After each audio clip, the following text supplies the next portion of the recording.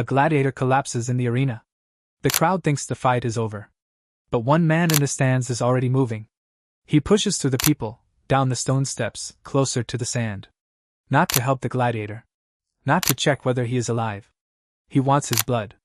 Because this man has epilepsy. And somewhere in Rome, he has heard about a cure. Not herbs. Not surgery. Not prayer. Fresh gladiator blood. Still warm. Straight from a dying fighter. And he is desperate enough to try it. This sounds like a horror story. But Roman writers actually recorded it. Celsus describes people with epilepsy drinking hot blood from the cut throat of a gladiator. Pliny describes the same disturbing practice. He writes of sufferers drinking gladiators' blood directly from their wounds. So how did an arena full of death become a source of medicine? To understand that, we first need to understand the disease. Imagine living in Rome and watching someone suddenly collapse. Their body stiffens. Their limbs shake. They stop responding. Then, minutes later, they wake up again. Without modern neurology, these attacks were terrifying. They seemed to arrive from nowhere. Nobody could see what caused them. Roman physicians tried diets. They tried drugs. Purging. Changes in sleep. Changes in exercise.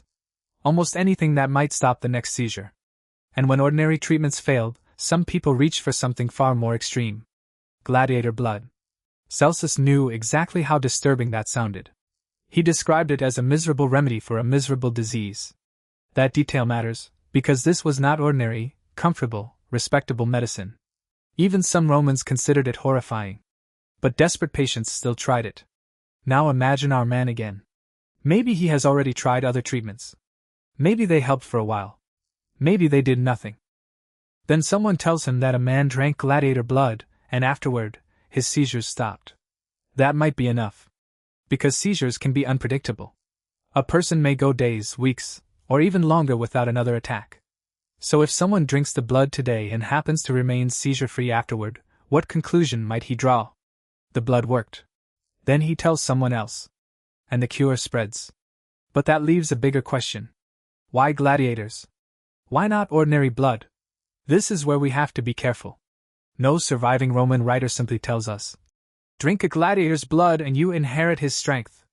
But gladiators were extraordinary figures. They trained intensely. They fought professionally. They survived wounds most people would never experience.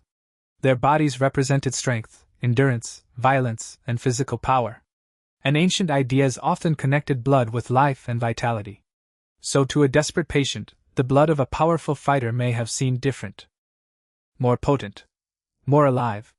Scholars have also connected this strange cure with older ritual traditions involving blood, violent death, and healing. We cannot reconstruct one perfect Roman explanation. But one detail appears again and again. The blood was consumed immediately. Celsus specifically describes it as hot. Pliny goes even further. He describes sufferers putting their lips directly to a gladiator's wound. Not blood collected yesterday. Not dried. Not stored for later. Fresh blood, at the moment it was leaving the body. That makes the practice even stranger. People were not simply consuming a medical ingredient. They were consuming it at the moment a fighter's life was disappearing. And the arena made that possible. Gladiatorial contests could leave men wounded. Sometimes dying. And somewhere nearby, there could be desperate patients waiting for what came next. So the Roman arena was not only a place of entertainment. For some people, it could also become a source of medicine. But Roman doctors did not all accept this. In fact, this is where the story becomes even more interesting. The physician Scribonius Largus knew about remedies involving gladiator blood and liver. And he rejected them. He placed treatments like these outside proper medical practice. Which means even in ancient Rome, someone could look at this cure and say, no. This has gone too far. And if you enjoy strange stories from history that sound unbelievable until you discover they actually happened, subscribe to the channel. Because there are a lot more of them. So now imagine two worlds existing beside each other. A physician says, do not do this. And someone else says, but my neighbor tried it, and his seizures stopped. Who does a frightened patient believe? Probably whoever gives him hope. That is why this story matters. Not because Romans were stupid, but because epilepsy was unpredictable. A patient could not see the disease, could not predict the next attack, and could not reliably stop it. Under those conditions, Even a horrifying treatment could begin to sound reasonable. Especially when the treatment came from someone who looked like the opposite of sickness. A gladiator. Strong. Trained. Powerful. Alive. Until suddenly, he was not. And that is what makes Gladiator Blood such a powerful Roman story. It sits somewhere between medicine and magic, between observation and superstition, between hope and horror. The Romans could build aqueducts, perform surgery, and write detailed medical books. And at the same time, someone suffering from epilepsy might stand beside an arena waiting for a dying fighter's blood. Because advanced societies do not automatically abandon desperate cures. They can use them alongside medicine, religion, tradition, and whatever else promises hope. So yes. Some people in the Roman world really did drink gladiators' blood, especially as a supposed treatment for epilepsy. Celsus recorded it. Pliny recorded it. Other ancient medical writers knew about it too. And the strangest part is not simply that they drank blood.